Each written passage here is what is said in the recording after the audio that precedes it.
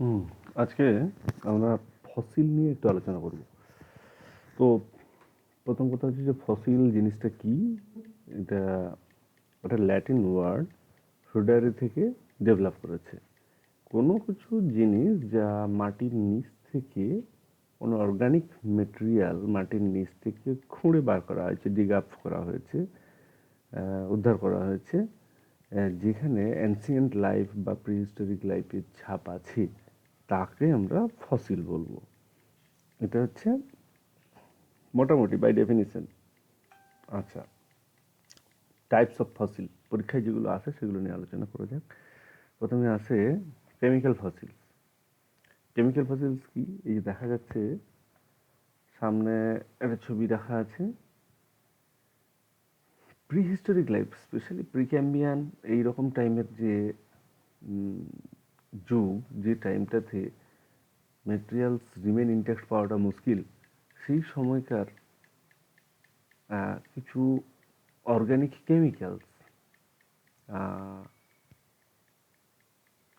বিভিন্ন রকম amino acids, বিভিন্ন রকম প্রোটিনের পার্টস, এই সমস্ত জিনিস যেগুলো প্রমাণ করে যে ওগুলো কোনো প্রাণীজ বা উদ্ভিজ্জ দেহাবশেষ, আদারওয়াইজ পুরোটাই সেডিমেন্টারি রকের মতো কন্ডিশনে পড়ে আছে, অথবা কোনো লিকুইডি ফর্মে পড়ে আছে, পেট্রোলিয়ামের মতো পড়ে আছে। তো এখানে কী দেওয়া আছে এখানে না,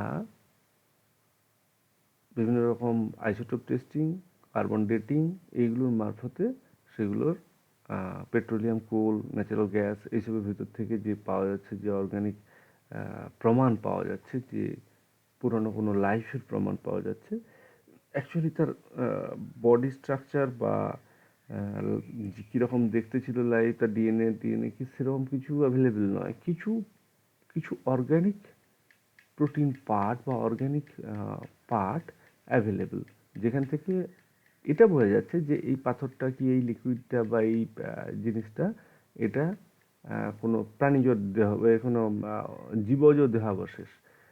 সেই জন্য এই ধরনের ফসিল যেগুলো থাকছে, এই ফসিলগুলোকে বলা হয় কেমিক্যাল ফসিলস। আচ্ছা আচ্ছা, কেমিক্যাল ফসিলের পরে আমরা মাইক্রো ফসিলে যাব। মাইক্রো ফসিল, মাইক্রোস্কোপিক ফসিল হতে হবে, পরিষ্কার কথা। এখানে দেওয়াই আছে 0.001 মিলিমিটার থেকে 1 মিলিমিটার সাইজের ভিতরে যে সমস্ত মেটেরিয়াল থাকছে, যেগুলো ইলেকট্রন মাইক্রোস্কোপ থেকে লাইট মাইক্রোস্কোপ পর্যন্ত রেঞ্জে থাকছে। ন্যাকেড আইতে খালি চোখে দেখতে বোঝার কোনো সম্ভব না। সেডিমেন্টারি ডাস্টের ভিতর থেকে সেগুলো পাওয়া যাচ্ছে, কোনো রকের ভিতর থেকে পাওয়া যাচ্ছে। তো সেইগুলোকে মাইক্রোফসিল বলা হবে। এই মাইক্রোফসিলকে আবার বেশ কয়েকটা ভাগে ভাগ করা হয়েছে। অ্যাকচুয়ালি বেশ কয়েকটা ভাগে ভাগ করা হয়েছে, তার কারণ হচ্ছে এগুলো যেরকম টেস্টিং করে বোঝা যায়, সেগুলোর উপর ডিপেন্ড করেই ভাগ করা আছে। কি আছে? একটা হচ্ছে ক্যালসিয়াম যুক্ত ক্যালকেরিয়াস মাইক্রোফসিল, একটা হচ্ছে ফসফেট যুক্ত ফসফেটিক মাইক্রোফসিল, সিলিসিয়াস বালি সিলিকা যুক্ত সিলিসিয়াস মাইক্রোফসিল, আর একটা হচ্ছে অর্গানিক মাইক্রোফসিল। ওর অর্গানিক একটু অর্গানিক মাইক্রোফসিল, ওর মধ্যে সবাইকে ভরে দেওয়া আছে। তো এগুলোর একটা করে উদাহরণ মনে রাখলে সুবিধা আর কি। এগুলোর একটা করে উদাহরণ মনে রাখলে বেশ খানিকটা সুবিধাই হওয়া উচিত। মাইক্রোফসিলটা কোথায় গেল? মাইক্রোপ্যালাইনোলজি। আচ্ছা, মাইক্রোফসিল ডায়াটমিয়াস আর্থ। এটা ডায়াটমের যে ক্যালসিয়াম ডিপোজিশন, সেই ডিপোজিশনগুলো এগুলো কোথায় পাওয়া যাচ্ছে? সমুদ্রের নিচে পাওয়া যাচ্ছে, যেগুলো সিমেন্টের একটা ভালো যোগান।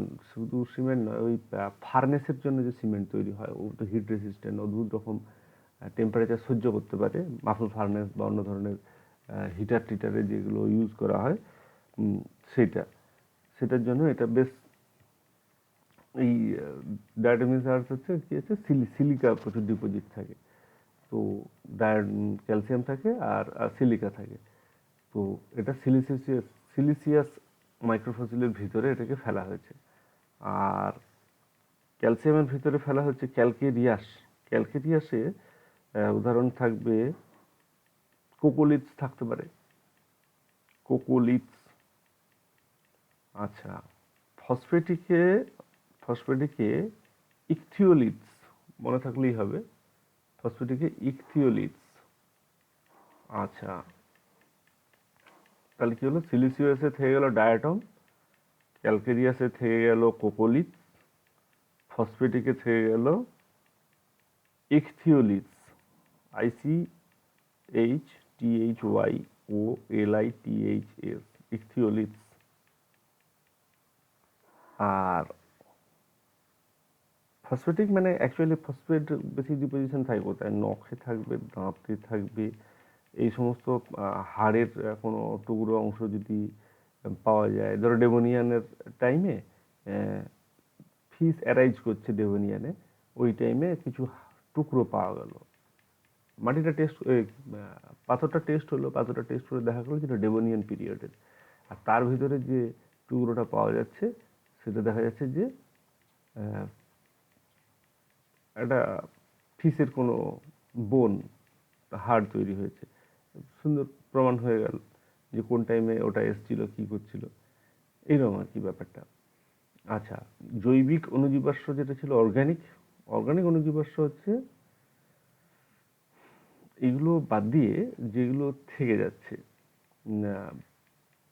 পরাগ রেণু, রেণু, বিভিন্ন ধরনের অতি ক্ষুদ্র অংশ, যেগুলো আবার বাইরে হার্ড কোনো প্রোটেক্টিভ লেয়ার কভার আছে, যেগুলো গোটা বডিটা ডিস্ট্রয় হয়ে গেলেও স্পোরোপোলেনিনের মতো কোনো জিনিস যদি কভার থাকে, যেরকম পোলেন গ্রেনের বাইরে থাকে, এবং যেটা অর্গানিক ম্যাটেরিয়াল কিন্তু আকারে 1 মিলিমিটারের থেকে ছোট, সেটা মাইক্রোফসিলের মধ্যে ঢুকলো।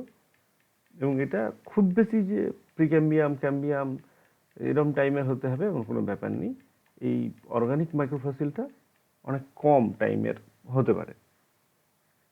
ব্যাস, মাইক্রোফসিল হলো। এরপরে আমরা আসছি কি স্ট্রেস ফসিল।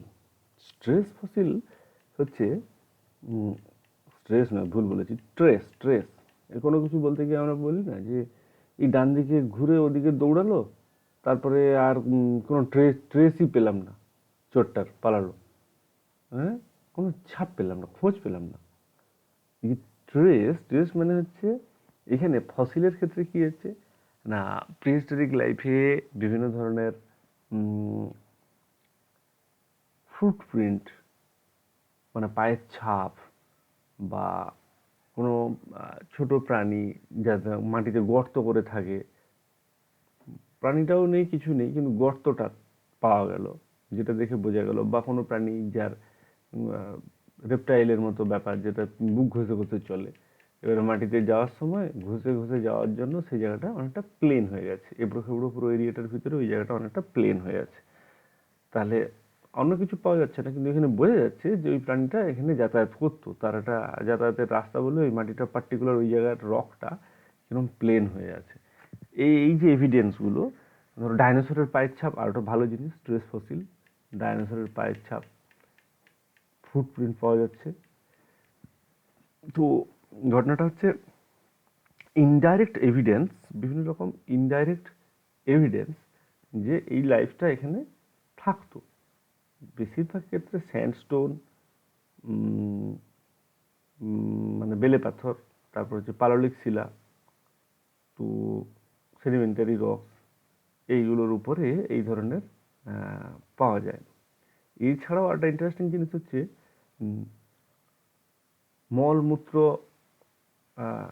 একটা জায়গার উপর দিয়ে বয়ে যাচ্ছে, এবং সেটা হয়তো রেগুলার বেসিসে ইউজ করতো, কোনো প্রাণী কাছাকাছি থাকলো এবং বেরিয়ে তার একটা মলমূত্র ত্যাগ করার জায়গা থাকলো, প্রাণীটাও নেই, মলমূত্রও নষ্ট হয়ে গেছে, কিন্তু পার্টিকুলার ওই জায়গাটাতে মলমূত্র ত্যাগ করার জন্য সেগুলো কি হচ্ছে, গহ্বর তৈরি হয়েছে বা কোনো একটা স্ট্রাকচার নিয়ে নিয়েছে, এবং সেটাই ফসিলে পরিণত হয়ে গেছে। বোঝা যাচ্ছে যে এটা এই জন্য। এইগুলো হচ্ছে ট্রেস ফসিল। ঠিক আছে, হচ্ছে মেগা ফসিল। মেগা ফসিল মানে হচ্ছে মাইক্রোফসিল যেরকম 0.001 থেকে 1 মিলিমিটার রেঞ্জের মধ্যেকার ফসিল, তার বাইরের যে ফসিলগুলো থাকছে সহজভাবে, যেগুলো দেখা যাচ্ছে নেকেড আইতে, বড় বড় গাছের অংশ, বড় বড় প্রাণীর অংশ যেগুলো দেখা যাচ্ছে, এবং তাদের ক্যারেক্টারাইজেশন করা যায়, মরফোলজিক্যাল অ্যানালাইসিস করা যায়, অ্যানাটমিক্যাল স্টাডি করা যায়, এই সমস্ত ফসিলগুলোকে বড় ফসিল বা মেগা ফসিল বলা হয়। এইটা ফসিলের নেচার অনুযায়ী 5 ধরনের ভাগে ভাগ করা যায়। সেগুলো হচ্ছে, তাহলে কি হচ্ছে, প্রথমে হচ্ছে কম্প্রেশন। কম্প্রেশন কথাটার মানেই হচ্ছে প্রেসার, পরিষ্কার।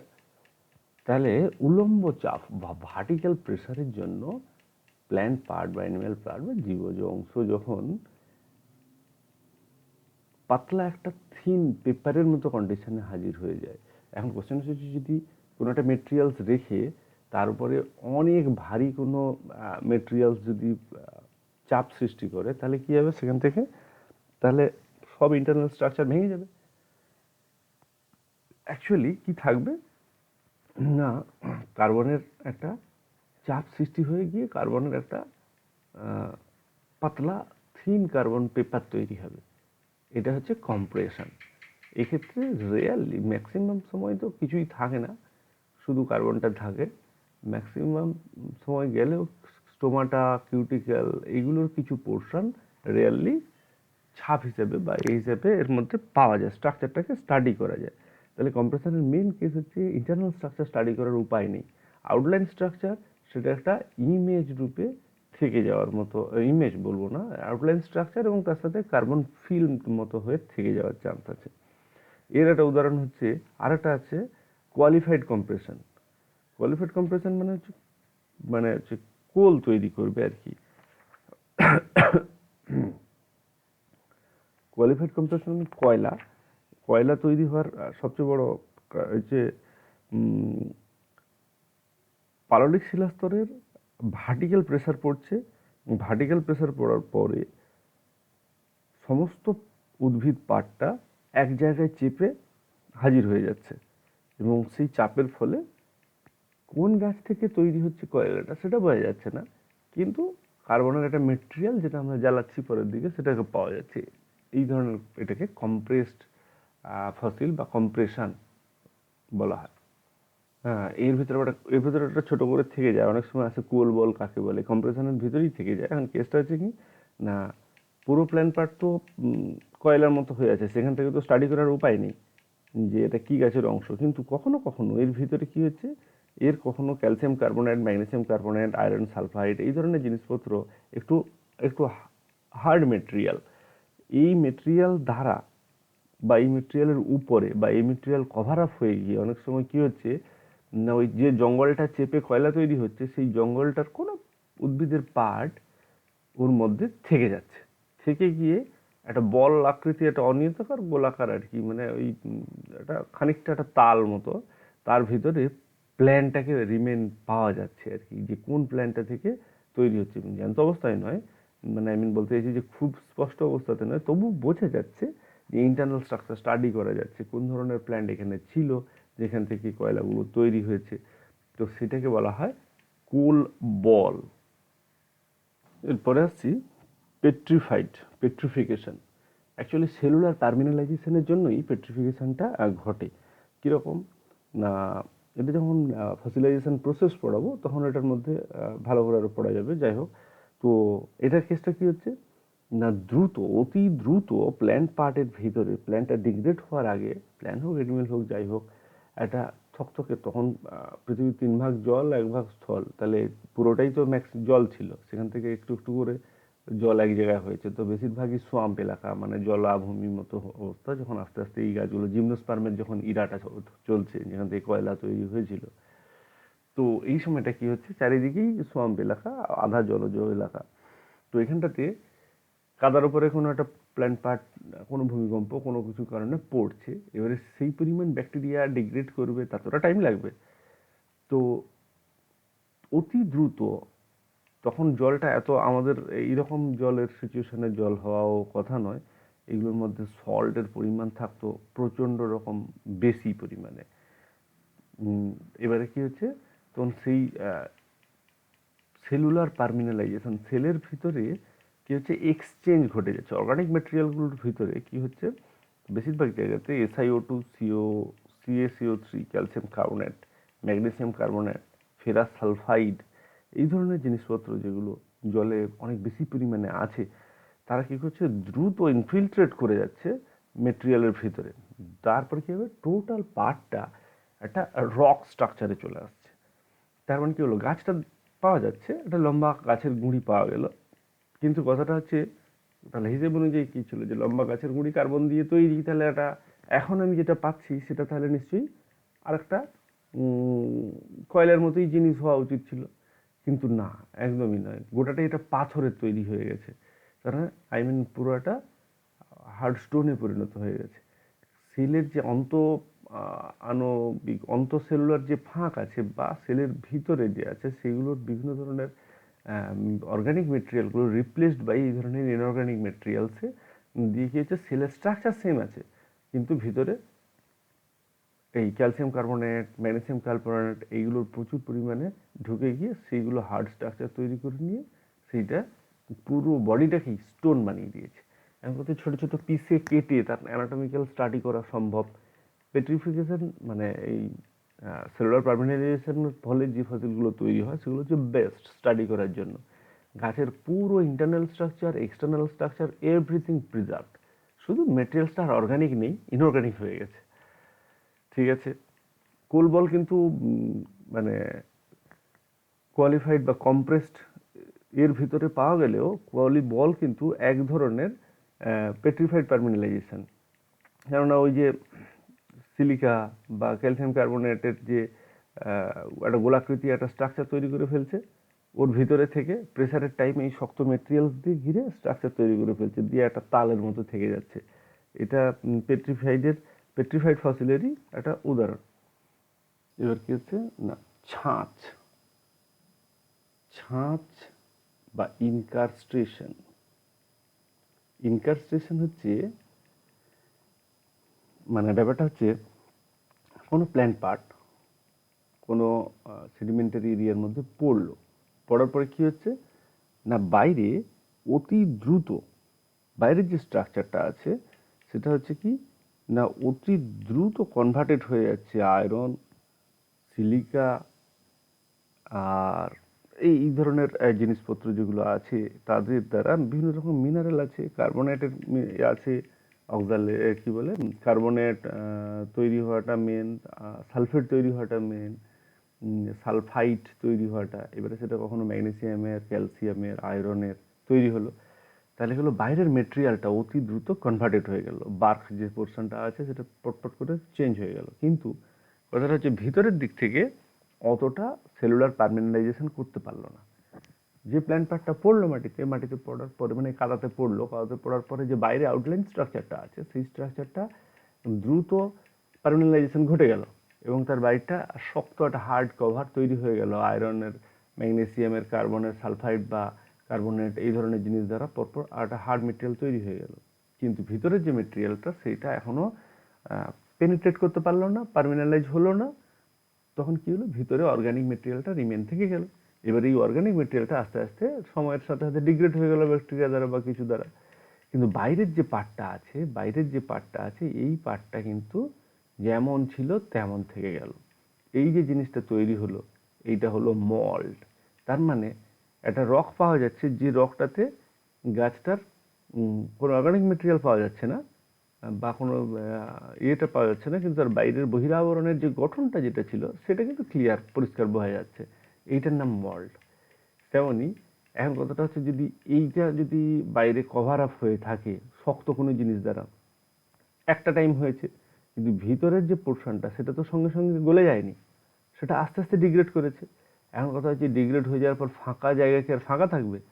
তা এই জায়গাতে যদি আবার অন্য মেটেরিয়াল ডিপোজিট করে যদি ভর্তি হতে থাকে, বালি পাথর কাদা টাদা হেন তেন পরপর করে ঢুকতে থাকার পরে ভরাট করলো, কিন্তু এই বাইরের যে মেটেরিয়ালসটা আর ভিতরের মেটেরিয়ালসটা যদি একদম সেম না হয়, একদম সেম টাইমে তৈরি না হয়, তাহলে কিন্তু খুব স্বাভাবিকভাবেই এই দুটো মেটেরিয়ালের ডিফারেন্স থাকবে। তাহলে ভিতরের পার্টটাকে আলাদা করে ফার্স্ট করে বেরিয়ে চলে আসার মতো আলাদা হয়ে যাবে, আর বাইরের পার্ট আছে, এই বাইরের যেটা পার্ট এটার নাম হচ্ছে মল্ট, আর ভিতরের যে পার্টটা আছে সেই পার্টটার নাম হচ্ছে কাস্ট। এই যে এটা দেখানো হয়েছে, অ্যাকচুয়ালি এটাকে বাইরের পার্ট বললে শক্ত খোলা লাগছে এরকম না, সেম মেটেরিয়াল দিয়ে বাইরের যে খোলাটা সেটা অন্য ধরনের মেটেরিয়াল তৈরি হয়ে গেছে, আর তার ভিতরে ডিপোজিট হয়ে ভর্তি হয়ে গেছে আরেকটা মেটেরিয়াল দিয়ে, ওটা বাইরে বের করা আছে। এখন এটার নাম, এটা হচ্ছে কাস্ট, এটা হচ্ছে মল্ট। একদম স্ট্রাকচার যেমন আছে তেমন থাকবে, আউটলাইন স্ট্রাকচার আর কি। আর মেটেরিয়ালসটা ফসিল হিসাবে পাওয়া যাবে, ঠিক কেমন ছিল। বোঝা গেল? আর হচ্ছে ইমপ্রেশন। ইমপ্রেশন বা ছাপ। কম্প্রেশন হয়েছে, ইনকার্স্টেশন হয়েছে, পেট্রিফিকেশন হয়েছে, এবার হচ্ছে ছাপ বা ইমপ্রেশন। ট্রেস ফসিল আমরা পড়েছিলাম। ট্রেস ফসিলে কি ছিল, যে ফুটপ্রিন্ট বা সামথিং কিছু যেটাতে তার অ্যানসিয়েন্ট লাইফটার উপস্থিতি বাইপাস ভাবে আমরা বুঝছিলাম, মানে আমরা ডাইরেক্ট পাচ্ছিলাম না, কিন্তু উপস্থিতি এইভাবে পাচ্ছিলাম, সেই জন্য এটাকে ট্রেস ফসিল, যেটা ধরে ট্রেস করা যাচ্ছিল সেটার হিসেব নিচ্ছিলাম। এইবারে কথা হচ্ছে ইমপ্রেশন জিনিসটা কি, নরম কাদার উপরে একটা পাতলা কিছু জিনিস পড়লো, পড়ার পরে সেটা কয়েকদিন থাকার পরে কি হলো, জায়গাটা দাগ মতো হয়ে গেল, পাতাগুলো স্ট্রাকচার বোঝা গেল। আর যে পাথরটার উপরে পড়েছিল, যে পাললিক শিলাস্তরের উপরে, পাললিক শিলা হওয়ার আগে যে পলিমাটির উপরে পড়েছিল, সেটা দাগটা বহন করছে। এই অবস্থাতে আস্তে আস্তে সেই পলিমাটিটা শিলায় পরিণত হলো এবং থেকে গেল, কিন্তু তার উপরে ডিজাইনটা থেকে গেল, পাতার ডিজাইনটা। সেই যে ছবি জিনিসটা থাকলো, সেইটার নামই হচ্ছে, অ্যাকচুয়ালি অর্গানিক মেটেরিয়াল তো নষ্ট হয়ে যাবে, কিছুদিনের মধ্যেই নষ্ট হয়ে যাবে, তো নষ্ট হয়ে গেল।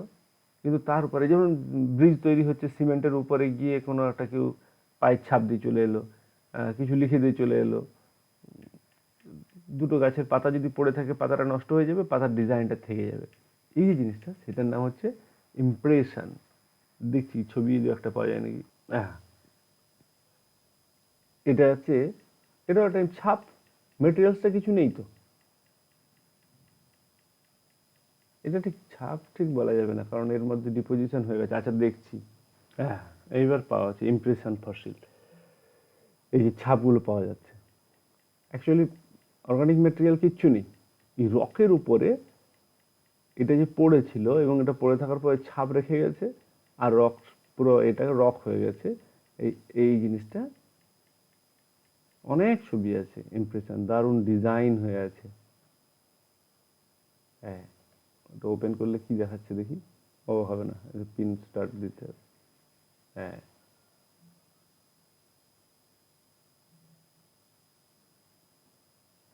How interesting that. চলো এবার আসছি এম্বার।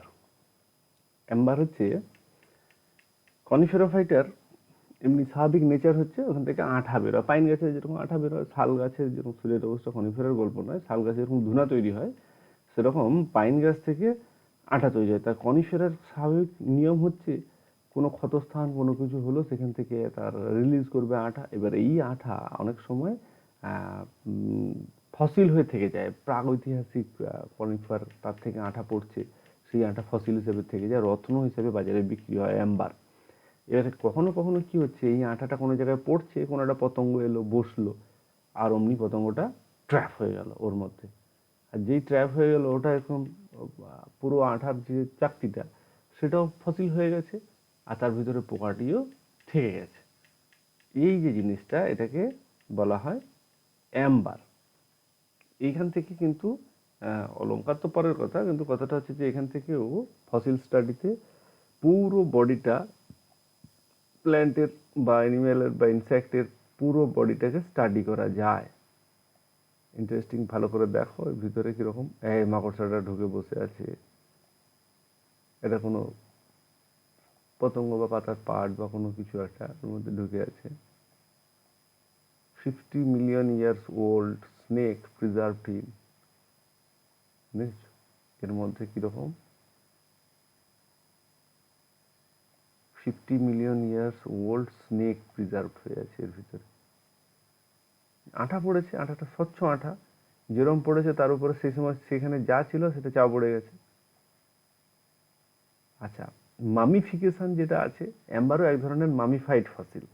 অ্যাকচুয়ালি মামিফাইড ফসিল মানে কি আছে, বডিটা যেমন আছে সেমন থেকে যাবে, কোনো কিছু প্রোটেক্টিভ কভার দ্বারা থেকে গিয়ে ফসিলাইজড কন্ডিশনে আছে।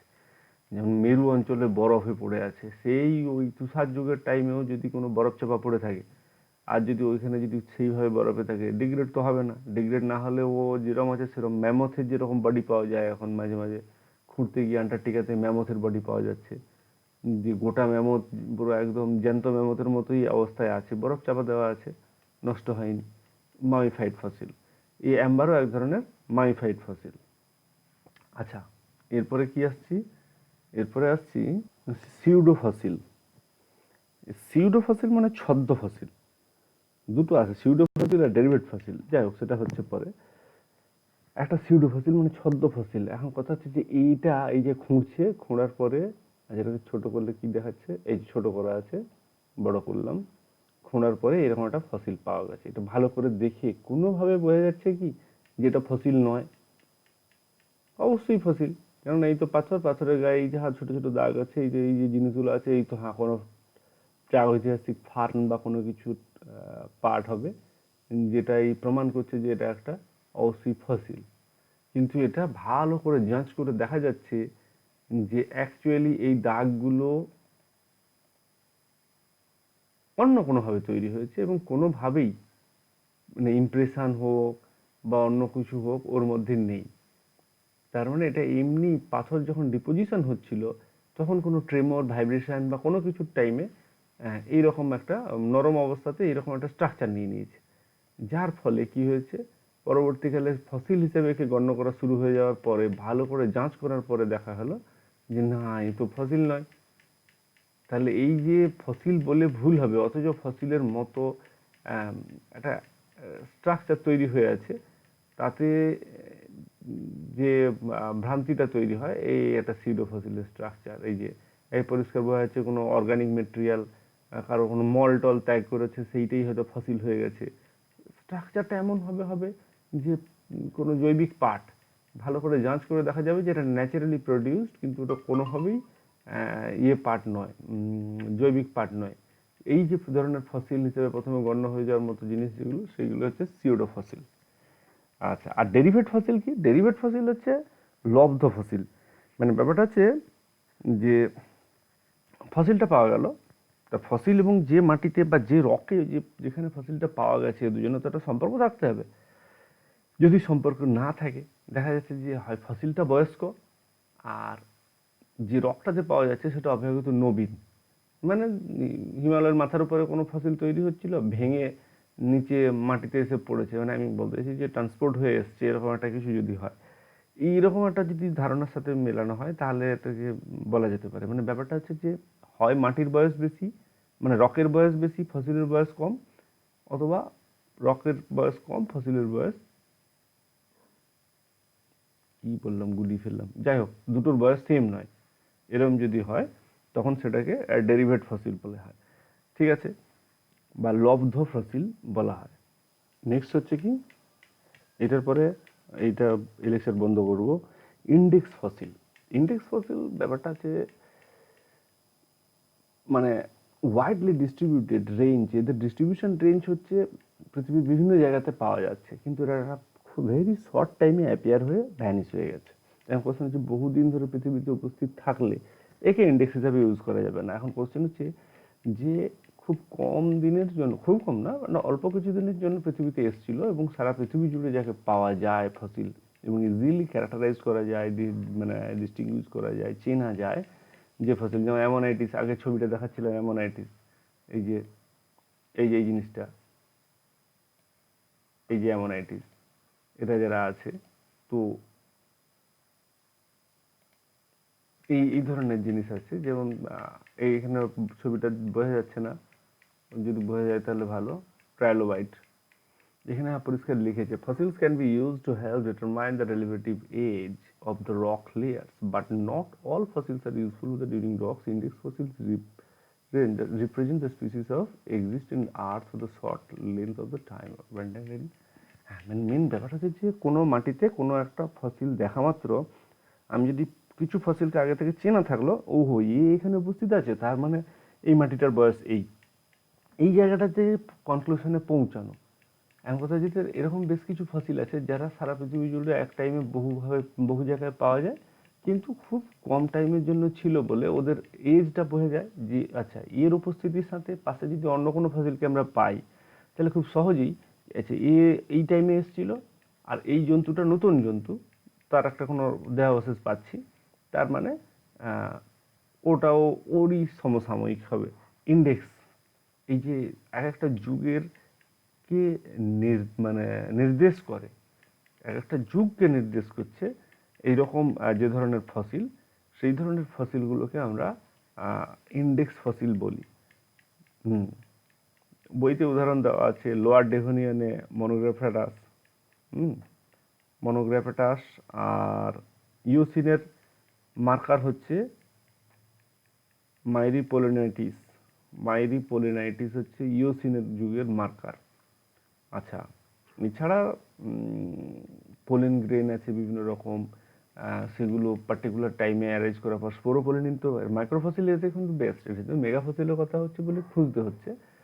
মাইক্রোফসিলের ক্ষেত্রে হলে কী হবে, মাইক্রোফসিল একদম ভ্যারাইটি পরপর চেঞ্জ হয় গাছের, আর এক্ষেত্রে স্পোরগুলো যেগুলো থাকে সেই স্পোরগুলোর ভেরিয়েশন আসে, এবং সেই জন্য ইন্ডেক্স ফসিল হিসাবে প্যালানোলজি খুবই ইম্পর্টেন্ট ব্যাপার। আর হচ্ছে ভেতরে সিলিকা ডিপোজিশন, লিথ সিস্টেম যেটা আর কি, সেটাও খুব ইম্পর্টেন্ট। যাই হোক, সেটা নয়। তাহলে কি হলো, ইন্ডেক্স ফসিল বোঝা গেল। মোটামুটি ফসিলসের টাইপ মোটামুটি ক্লিয়ার হয়ে গেছে। এছাড়া থাকছে অল্প একটা জিনিস থেকে গেল, সাব ফসিল। বলে দিই, সাব ফসিল আর কিছু না, যেটা হচ্ছে যে পুরোপুরি ফসিল হওয়ার আগে যদি কোনোভাবে ন্যাচারালি হোক, মানুষের দ্বারা হোক, বাইরে চলে আসে, এক্সপোজ হয়ে চলে আসে এবং তাকে পাওয়া যায়, মানে ফুললি ফসিলাইজড হলো না, আধা ফসিলাইজড হলো, এই অবস্থাতে যদি তাকে পাওয়া যায় তাকে সাব ফসিল বলা হয়। কয়লার যেরকম আছে না, উন্নত মানের কয়লা, একদম নিম্নমানের কয়লা। এই নিম্নমানের কয়লা হচ্ছে যে কেসটা, অ্যাকচুয়ালি এও উন্নত মানের কয়লা হতো, আরও দীর্ঘদিন থাকতে হতো, আরও প্রেসারে থাকতে হতো, আরও তার থেকে জল বাইরে বেরিয়ে চলে যেত, আরও স্ট্রাকচার ছোট হতে থাকতো এবং ধীরে ধীরে আরও কোয়ালিফাইড কম্প্রেশনে হাজির হতো। সেই জন্য পিট কয়লার দাম কম এবং ওটা সাব ফসিলের ভিতরেই ঢুকে। তার মানে হচ্ছে টাইম এবং অন্যান্য যেগুলো প্যারামিটার আছে সেগুলো সাপোর্ট করেনি, এবং এগুলো অ্যাকচুয়ালি রেয়ার। পিট কয়লাটা বেশি ছেড়ে দাও, এবারে অন্যান্যগুলো খুবই রেয়ার হয় এই জিনিসগুলো, যে পার্সিয়াল ফসিলাইজেশন হয়েছে, বাদ বাকিটা মানে ফসিলাইজেশন হতে হতে তাকে তুলে ফেলা হয়েছে বা ওপেন হয়ে গেছে, এক্সপোজ হয়ে গেছে, এই যে পার্ট থেকে গেছে, সেই টুকরোগুলো সাব ফসিল বলা হয়। সাব জেনের আবার অন্য জিনিস, নেক্সট দিন পড়াবো যখন, তখন হবে, আজকে আর নয়। টাটা।